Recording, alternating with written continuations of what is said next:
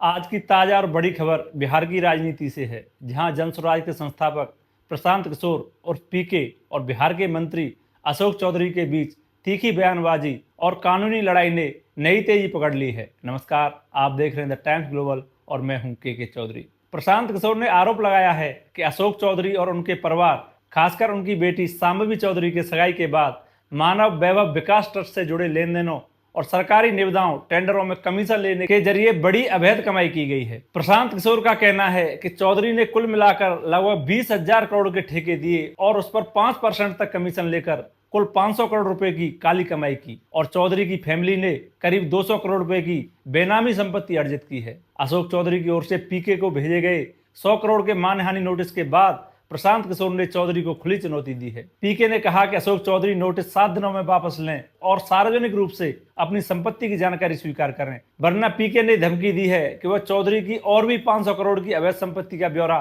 सार्वजनिक कर देंगे और अदालत के पास जाएंगे। अशोक चौधरी ने इन सभी आरोपों को झूठा, भ्रामक और निराधार बताया है और प्रशांत किशोर को भेजे गए नोटिस में कहा है कि उनकी और उनकी बेटी की जो भी संपत्ति है वह वैध कमाई से खरीदी गई है तथा चुनावी शपथ पत्र में उसकी जानकारी दी गई है। चौधरी ने आरोप लगाया कि पीके तब से यह बोल रहे हैं जब उनके विरुद्ध पहले से चल रहे मानहानि मामलों में अदालत ने सम्मन जारी कर दिया है, इसलिए वह बौखलाहट से भर गए हैं। अशोक चौधरी की बेटी सांसद शांभवी चौधरी ने भी मीडिया पर स्पष्ट किया है कि उनके द्वारा खरीदी गई संपत्ति वैध है और उन पर लगे आरोप राजनीतिक उद्देश्यों से प्रेरित हैं। परिवार ने यह भी कहा है कि किसी भी तरह की अनियमितता या ट्रस्ट संबंधी किसी भी जुड़ाव से इनकार किया जा सकता है। अशोक चौधरी ने पीके को नोटिस भेजकर नुकसान की मांग की है। यह नोटिस एक कानूनी प्रक्रिया है और आगे अदालत में मुकदमा भी हो सकता है। प्रशांत किशोर ने नोटिस वापस न होने की दशा में अधिक विवरण सार्वजनिक करने और न्यायालय की शरण लेने की बात कही है, जिससे मामले का राजनीतिक और कानूनी दोनों ही तरह से असर बढ़ सकता है। कुल मिलाकर यह मामला